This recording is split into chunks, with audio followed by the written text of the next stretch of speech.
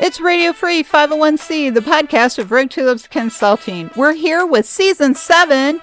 So glad you're joining us. I'm your host, Cecilia Supp, CAE ACNP, and I'm so glad you're here for this exciting year of so many great topics, so don't forget to subscribe. It's May, and we are continuing our celebration of AANHPI month here at Radio Free 501c with another wonderful first-time guest, Sharon Pare. And she's here to talk with us about how to create a great partnership. You don't want to miss this really wonderful advice. It's Monday, May 5th, 2025. Welcome to episode 284. Hey everybody, it's Monday, May 5th. It's time for another episode of Radio Free 501c, brought to you by Road Tulips Consulting. I'm your host, Cecilia Supp. I'm the principal and founder of Road Tulips. I want to thank you all for joining us today. To our global audience, good morning, good afternoon, or good evening, wherever you may be. And wherever you may be, if you haven't already subscribed or followed us on your favorite podcast service, please take a moment and do that, because we are having so far almost an entire year so far in May of first-time guests. And we have another first-time guest this week with another great in-depth conversation. So you don't want to miss any of these going forward. So today we're going to be talking about how to create a great partnership. We all want to know how to do that. And I'm being joined by first-time guest Sharon Pare. Sharon is here not just to talk about creating partnerships, but because she's helping us celebrate Asian American Native Hawaiian Pacific Islander Month, AANHPI Month, which is the entire month of May. And this is the second of 3 episodes that we are sharing with you this month to help raise awareness of the AANHPI community. Sharon's here to talk about the AANHPI group as well for a few minutes that we have at ASAE. So Sharon, enough of me. Welcome to the show. Would you like to say hello to the audience and tell us a little about yourself? Sure. Thank you so much, Cecilia. Thank you for having me on the show. And again, thank you for having a few of us from the AANHPI Committee, Advisory Group, on a few of your episodes this month. I'm excited to be here. I've been in the association space for almost a decade now. I can't believe that it's been as long as it has, but like anybody else, I kind of stumbled into the association space, and it's been such a breath of fresh air, just being a part of the community, being a part of the space. Of course, I work on the industry partner side, but working with HighRoad Solutions and being here for a little over 3 years and being on the partnership side has been such a treat. We really try to meet where the customers and the associations are at, and that's really how HighRoad likes to position themselves in the market. So excited to be here, excited to be on the show today and talk about how to create partnerships and maybe dive into AANHPI a little bit as well. I know that's a little bit of a mouthful, but It is, and I'm always afraid I'm going to say it wrong. So I apologize if I do in advance. But before we do dig into the topic, Sharon, could you tell the audience a little bit about what the AANHPI Advisory Council at ASAE does? Absolutely. So I joined the group. It might have been about 2 years or so ago before they formally started getting the subcommittee together. And we've grown now to about 30 or 40 different folks in the association space, of course, mostly senior level folks and up. And of course, it is those of AANHPI heritage that are a part of the group. And the big initiative for us is to raise awareness of us in the association community and kind of bring a community together of those that are serving, whether you're on the vendor side or on the association side, that we are still the minority in the association space, and we want to bring that awareness into the association community, bring some of those to become leaders, to level up their professions in the association community. And it's been just such a wonderful part to see people who look like me that are in the space, who are in these really amazing roles serving the association community. And that's really what we're all about. We meet once a month. We network, we praise each other on some of the different goals we might have achieved, in that last month since we last spoke. But again, it's to raise awareness of the AANHPI community within the association community and really be a safe space for us to really be able to talk about some of the challenges why we might be coming up. Some of the challenges we might be facing at our organizations professionally or even personally at times too. So it's been such a treat. Oh, that's great. And it is a great group. And this is our second year partnering with the AANHPI Advisory Council to raise awareness of this month and bring attention to all the different people in our community. And I have learned a lot from doing it. So I'm just so glad you're here and that we can talk about this a little bit. But now let's dive into the topic of how to create a great partnership. Now you're at HighRoad Solutions, as you mentioned, so you know a lot about partnering with associations and maybe other kinds of nonprofits. So what is the first thing you like to do, or what is your approach when you're starting a new partnership? Absolutely. And, I will say, I'm not going to say it was easy for me, but prior Mhm. to coming into this role, I was in more of a sales and business development role where I was able to establish a lot of these relationships over the 6 years I was in my last role. So coming into this partnerships role, um, was a better transition in moving from more of a transactional type of role into more of this collaborative role that Mhm. I've moved into. So when you start moving into these new partnerships, for us at HighRoad Solutions, we have our HubSpot ecosystem of partners that we work with, and then we have our partner ecosystem of partners. So that's your AMS partners, your consultants, your LMSs, a lot of these folks that support the different technologies that they might have themselves or the consultants that might work on them.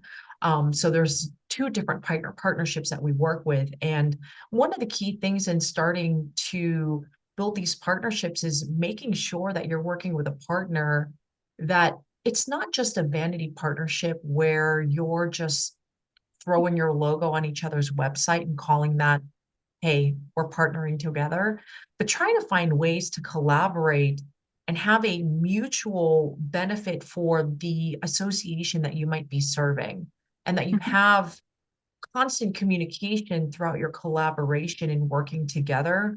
That's always the first thing when we have these kickoff calls with some of the different partners that we work with is, hey, do we have any synergies in working together? And two, what can we do to make it easier for the associations that we might want to work with? And how can we bring that partnership forward? So that's always the first thing that we always try to look at first and foremost. Wow, that's a great way to start too. And I just was writing down that phrase you used, vanity partnership, Yep. because I've never thought of it that way before, but I Yeah. guess it kind of is if you're just, oh, let's just slap our logos on stuff. That's really not a partnership. I agree. It's not a partnership at all because what ends up happening is, and listen, we all make mistakes, and there was an agreement that we had about maybe 3 years ago where we ended up in a vanity partnership, and there was a lot of conversations, there was a lot of talk, and we both signed each other's agreements, and then that was it. And then there was nothing beyond the signature. There was no collaboration after that. There was no co-marketing. There was no partner enablement, and so we ended up with a vanity partnership, and nobody wants that, right? Right. That's really important to point out because Mhm. that is not a great partnership.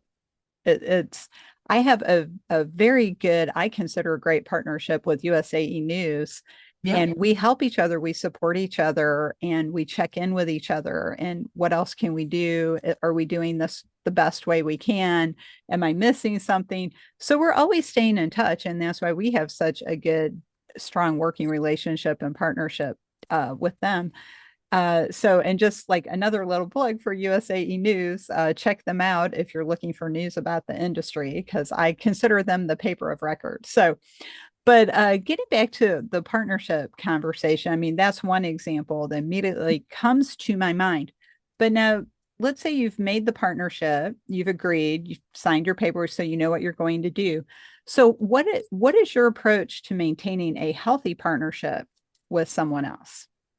Maintaining a healthy partnership with someone else is always, you make that choice to do so, right? And you, just like any relationship, maybe in your personal life with your friends and, in your marriage, let's say, you always want to have transparency in that communication. So one way that we start and how we kick things off is we typically like to make sure that both partners on both sides. So I'll give an example. Us and in the solution that we're offering, we like to do a demo of our product to our partner and to the sales team to make sure they have a full understanding of what our offering is. So that way, when these sales teams are having conversations with any of their net new or acquisition or even existing clients who might find our product helpful for them, now they can bring us into the conversation. So we always make sure there's some type of partner enablement that we do with their team as a kickoff. And then from there, we start working with some of the marketing teams to do co-marketing to make sure that the customers of said partner also have an idea of what our shared solution looks like and how it will make it easier for the associations as well. So there's always a lot of moving parts. I know you've probably heard of it's like a when you're juggling balls, but you're also spinning the place at the same time. In partnership roles, I think that there are so many different things that you need to do to keep the conversation going, because once it stops, there's just no communication. Right. And so I think with partnerships, there's just different ways to keep it alive by going to different events, making sure you're talking to the sales team, making sure you're collaborating with the marketing team. But at the end of the day, also making sure your internal stakeholders at your organization are also aligned with what you're doing externally too. So always a lot of moving parts. Yeah, isn't there always? And I'm so glad you mentioned communication because that's the basis of any relationship. Like you said, a Absolutely. marriage, a friendship, a working Sure. relationship. So, really so important. And speaking of that, I just gave a little plug for USAE News. Could you tell us a little bit more about what High Road Solutions does with Oh, associations and how absolutely. they can support them? Sure. So HighRoad Solutions has been around for 20 years. We're celebrating our 20-year anniversary this year. So when they started in the business, they actually came from the fax business before. So I always find this to be a very, very interesting conversation. And when HighRoad started, they were at first reselling email systems and selling some of the mainstream platforms out there before. You might have heard of Blue Hornet or Sharp Spring and even Adestra as some of the platforms then. And HighRoad's meat and potatoes was the integration to the mainstream platform. And so then they were reselling the email platforms, but making sure it was integrated to the AMS system. So, of course, there were some of the few AMSs that were out back then that High Road was known for creating these custom integrations for. Now, fast forward to 2025, we've moved away from the reselling model of email systems, and now we are leaning heavily with our partnership with HubSpot. HubSpot, as you know, was built from marketing and up. Now they are a smart CRM, but we still lean on the marketing aspects of HubSpot. And that's really what HighRoad is. We're a MarTech company. And so we have productized that integration that I had mentioned a little bit earlier, and now have a productized integration for the major AMSs in our ecosystem now today. And so we want to make sure that any association that is using HubSpot is one integrated to the AMS system that they may be on. So that way, two, they can leverage that data in HubSpot Marketing Hub. And then three, they understand how to optimize their use of HubSpot Marketing Hub with the services that we offer to make sure that we're not just throwing them the keys to the Ferrari and they're stuck on first gear forever. So that's what I we love do at High Road. No, that's great. I'm glad that you shared that. Love the Sure. Ferrari example because Yeah, I think we all want a Ferrari AMS, right? we absolutely do. Yeah. Well, there's so many AMS systems out there. I have to say systems twice just because it's association management system, but it's like Sure. AMS choices out there. There's so many. So I think that's where a great partnership with a company like yours and a professional like you can really make the difference in helping people make their selection and then get that ongoing support. So what are some of the things that you might share with a client, like when you're helping them? Let's do an integration, or let's help you look at it at maybe upgrading your AMS or getting a different AMS. I don't want to promote people getting like just shift your AMS, but sometimes you need a different one or you need to do an upgrade. So what are some of those tips, advice, or suggestions you might give to a client to consider when they're looking at their software? Sure. So typically, on the AMS side of the equation, that's usually when we'll bring a consultant in Mhm. to make their best recommendation on the selection process. So typically, I'll refer the best consultant based on the size of the organization to the consultant. We have heard time to time that, there are some associations who have looked to displacing their AMS, when they see HubSpot. And we always recommend against that. HubSpot is not a platform that's ready to manage your members yet. And so we'll always say, nope, got to keep that AMS. Let's get you integrated. Let's continue leveraging that data that you have in there. But let's get a consultant to come in and really look and see what you need right now while you're looking to make that switch. So we won't do anything on that side of the business. But on the HubSpot side, we're all yours. So anything you need on HubSpot, we are your folks for that. Oh, that's great. And so I think that's another vital part of a great partnership is knowing what you can do for the person or the organization and staying focused. I don't know if that's how you look at it, but I look at Oh, it we that way too. absolutely do. We're very much okay, we'll stay in our lane and we'll bring the best possible people to come in and partner Mhm. because we know that that is their forte, that is their main pillar. So, hey, let's bring in a consultant because they know the AMS selection best. We'll bring you in if we have any murmurs of any prospects or customers that are saying, hey, we're looking at a new AMS. Can you help us with that? We'll bring them in to make sure that they're giving them the best experience on that side. That's great. And last week I went to VenCon, which is a one-day conference for tech vendors and tech consultants. And there are a lot of tech consultants out there that you can work There with. are. So keep that in mind, everybody, when you're making some tech decisions.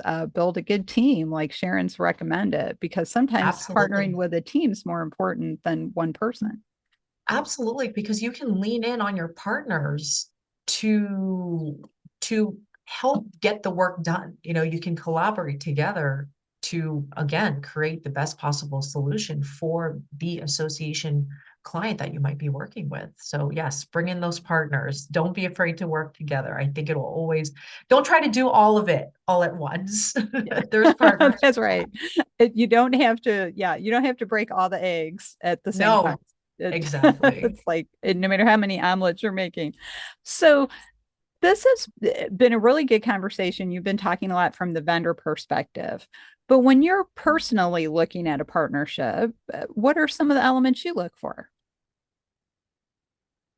The first one, and this is just what comes to mind first, is easy to talk to. You never want to feel like and here's the thing, right? We're all busy and you're always going to have to follow up a little bit to be able to have these conversations. Right. But if you feel like you're trying too hard to force something that might not be there, then maybe it's not, right? But the thing is if you know your lane and where you're focused on, um, you'll find who those good partners are pretty easily, I think. But again, I think having a partner that is easy to talk to, where you can get that internal and external alignment pretty easily, will help bring that partnership forward and help move that needle pretty quickly. So that's always the first thing I always look for is easy to talk to. Can we move things forward in our partnership together, and it doesn't get stuck in a few places? And it will, right? But you have to work together to get through some of those obstacles. Yeah, I agree with that because you can't just give up. You can't just give up. And, again, if you're creating something, to make it easier for your customer, you've got to keep working at it together. That's right. And I think, we talked about having a team partnership. So you have your whole team for what you're working on. So I think it's important that teams have a leader. So I'm guessing you agree with that. I'm just guessing if I'm Absolutely. wrong. Okay. So who should be the leader of the team? Should it be you or should it be the client? The leader of the team, I think there should be a leader from both sides of the team, somebody Oh, that you can cool. kind of, ping pong or throw the ball back and forth with, because you need to have a quarterback on the other side too, right? I know you can have two quarterbacks, but since there are two different teams, but you're not on opposing teams, we're both running down to the same part of the field to make that touchdown. You still need a leader on the other side, to be able to help you, you know, jump over some of those hurdles. Mhm. So yes, I think that there should be still a leader. So usually when I'm talking with other partners, and let's say it's another, industry partner, there's always another partnership person there who dedicates their time on working with the other leader at the other organization, or at the industry partner organization, to make sure that we're working together to get things done. That's sort of like having in football an offense coach and a defense coach. Correct. So you can have two coaches on the team. You're right, though. You Yeah. can't have two quarterbacks because that Can't gets have two messy. quarterbacks. Exactly. It Exactly. gets confusing, and then technology can be confusing enough without having Sure. that. No, but that's fun. That's a really fun example. And I want to talk with you a little bit as well. You're also a member of the ASAE Industry Partner Alliance Committee, also known as the IPA Committee, but unfortunately does not relate to beer. So, can you tell us a little bit about that group and what that does? Absolutely. So, the IPA committee, where we don't sell beer. So I want to make sure I make that clear. But maybe Darn. we will at some point. I'm not sure. I've definitely put that in the suggestion box for the committee. Actually, we all have, because, when anybody asks what the IPA committee is in ASAE, they always ask, does that have anything to do with beer? So anyway, Industry Partner Alliance is great. It's been around for quite some time. Maybe there are some folks that don't know that at one point, the Industry Partner Alliance was actually the one that founded the tech event that a lot of us knew of many, many, many years ago. And now everyone knows has come back as of last year with the MMNC plus T, that kicked off again last year. So yes, tech is back. But the Industry Partner Alliance has been around for quite some time, and there's probably around at least a dozen of us, all industry partners, that are here to help show the community, both on the association and the industry partner side, how to bridge that gap. To make sure that the associations know that we're here to help, and that we're here to be a resource, that we're here to be a thought leader, your subject matter expert, but truly at the end of the day, we're here to be a partner. We have added two or three member orgs to the Industry Partner Alliance Committee, which has been just such a dream to get their insight into how they feel we should be, you know, doing events. So, for example, we're in the planning process of ASAE Annuals event in LA later this year. And they have given us so much insight on how to make things easier. Again, at the end of the day, I really, really believe that the industry partners' roles here at the associations is to help make things easier for them. And, and they've been giving us the insight on what can we do to um, kind of alleviate some of the things that they may be thinking about that are heavy lift where partners can come in, industry partners can come in and help. And so that's a little bit about what the Industry Partner Alliance does and what we're trying to do to really, again, show how we're working with associations and truly show that we're a resource for them.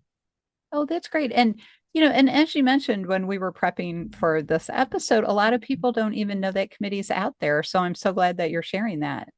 Absolutely. Yes. Excited to be a part of it. And I think this last year is my last year to be part of the Industry Partner Alliance. So I'm a little bit sad. You drop off, take a break for a year, and then, they can recommend for you to come back again. So if there's any listeners who are interested in being a part of it, feel free to ask me. Well, and let's as we get ready to wrap up the episode, let's circle back around to AANHPI month that we're celebrating. So is the AANHPI Advisory Council doing any events at the ASAE annual meeting as well? So I know we are talking about it when we had trying to remember, we were in Cleveland, Ohio last year. Yes. And see, I was like, wait, that's where we were, right? Because it's been Yeah, we quite a were few in years. Cleveland. I was there too. But we had a small get together on the first day before the opening ceremony. So we will have some kind of event. I don't know how open that will be to the rest of the public, but of course, if it is, you will be first to know, Miss Cecilia. Oh, well, thank you, Sharon. I would love to come. I was invited last year in Cleveland, but I was injured and I couldn't get there. So it was. I mean, with all the invitations that are out there and then having to really go to 5 things in a 1 hour time frame, There's that's that already tough too. as it is. Yeah, it's like, well, last year, the audience may remember if they were listening last year, I had a broken leg. So when I went to the meeting, I was in a wheelchair and it just took so long to get everywhere. I could only do Oh, like one or yes. two things. So I was, Exactly. and I was just like, but I'm hoping that I'll be able to go to more events at the 2025 annual meeting because I'm mobile again. So Yes, be able to let's get scoot you to all around of them. and get to as many as I can, Yeah. and I used to do that, kind of a little more background on me. I used to go to a lot of parties, years ago at ASAE. I would try to hit 5 or 6 on party Yes. night. So for those of you out here who may not be an ASAE member, or maybe you're a member who hasn't been to annual before, Sunday night is like party night. It's the That is party night. Yep. open evening. They don't call it party night, but that's what it is. That's when everybody has parties and you get to go see everybody and see a lot of different places. So if you are going to Absolutely. ASA annual in Los Angeles, check out all the parties and see what's going on and meet a lot of different people because there's lots going on all the time at ASAE annual. So always something to do. And Always something to do. And with it being in Los Angeles this year, I think it's going to be a little bit crazier. I think so. I agree. I agree. People are already talking about getting their picture taken by the Hollywood sign. Oh, yeah, of course. Just We're kind all of going like, up the side of that mountain together trying to get that one take. that's right. It's like maybe I don't know. I know too much about Hollywood. I may not go to the sign, There's but that too. yeah. Well, it's a fun fact that that sign used to say Hollywood Land because it was actually an advertisement for a housing development. Oh, And then there was, I guess, a mudslide and the land fell off and it just said oh, Hollywood. And then, of course, Hollywood became Hollywood. Hollywood, all about Ah, the movies. And so they just left fun fact it. I did not know. Yeah. That's so funny. Yeah. I'm like Jerry Seinfeld. I know things about stuff. So I'm full of all kinds of information. So, but I am so pleased that you're here, Sharon. You and I have met a couple times, like passing in the night, ships in the night at these different annual meetings and things. So I'm so glad Absolutely. you were here for a full conversation. This has been great. And again, the AANHPI Advisory Council at ASAE is doing a lot to raise awareness of this important part of our community. So please follow them and find out what they're doing. And just Sharon, before we finally wrap up fully this episode, is there, if you're an ASAE member, is there an ASAE Collaborate community for AANHPI? Yes, I believe there is. Yes, there is. You should be able to find it in the search. Hmm. But yes, there is a group where you can join and get any listings served to your box if you've opted into that.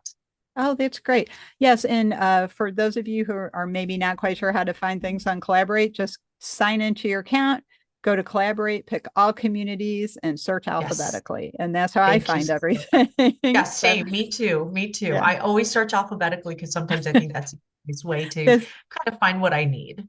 yeah, and it's like, well, and there's so many things. I mean, I think hundreds of Collaborate communities, which is the power of connection, because we can just go in Absolutely. and make a new group for whatever we want. I'm Just like still there's an waiting. association for anything, there's a group for anything and There's, collaborate almost. that's right. That's right. I'm surprised there's not one association executives who love cats, because a lot of cat love out on the internet. So, people are talking So about maybe you cat need to start videos. that, Cecilia. No, well, I'm not really a cat person. So Oh, maybe okay. That's dogs. right. There you go. Association dog life, maybe that would There be you cute. go. But yeah, there's a lot out there. So, well, I just want to say again, Sharon, thank you so much and for coming and talking about high road solutions and partnerships and what to look for and the all important communication. So, I always like to ask my guest, what is the one thought you'd like the audience to take away today? And then how can they get in touch with you if they'd like to follow up about any of these topics? Absolutely. So, I actually have a blog that I posted last week, and it's about the evolutions of partnerships in the association community. And the theme around it is around wingmen, wing women. I'm trying to be inclusive here. But my one takeaway would be, find a partner who is like that perfect wingman or wing woman, because they're the ones who are there for your moral support to help you navigate any of these situations that you might get into, or help bring you into a situation when they find that there might be a need for you to be there. As a quick example, we had a call with an AMS partner a few weeks ago, and every partner is built a little bit, every AMS partner is built a little bit different. But within their modules, maybe there are some modules that are not as strong as others. And it was at that point they realized, oh, we need to bring HighRoad in as a partner to have one cohesive offering for these prospects and customers of ours. And so they were kind of like our wingman or wingwoman in this case, because they said, hey, anytime you hear that somebody needs a more robust marketing system, um, side by side with their AMS, let's bring HighRoad in. And so again, I think when you're looking at partnerships, the one takeaway is make sure you have a partner who is like a good wingman or a good wing woman to help bring you in, or to work collaboratively side by side with you when that opportunity knocks. So that would be my one takeaway. Well, that's a great takeaway. I love that because we don't think of it that way. So I think that's a No, great not at all. thing. I love it. So, I had and to how put can, that personal element into the professional way to look at it, because at the end of the day, it's still true, right? Mhm. Wingmen were your the ones that flew side by side next to that leader in the planes. And women, if you wanted to look at it from a dating sense, are those that are out on the field, helping you find your next mate. So That's I right. think it's still a theme, and it all goes well hand in hand together. No, I love that. And then how Yeah. can people get in touch with you if they would Sure. like to follow up? So you can find me on LinkedIn, LinkedIn backslash Sharon Pare. You can find me on LinkedIn. You can also find me on Twitter. I don't know if people call it Twitter or X. I've never switched to X. It's still Twitter for me, but Twitter, my handle is High Road Shay. Or you can email me at spare@highroadsolution.com. It is just one singular HighRoadSolution.com. So I want to make sure of that. But you can email me at spare@HighRoadSolution.com. Oh, I love that. So that's been great conversation, Sharon. Thank you so much for joining me. Thank you so much, Cecilia. I appreciate you having me today.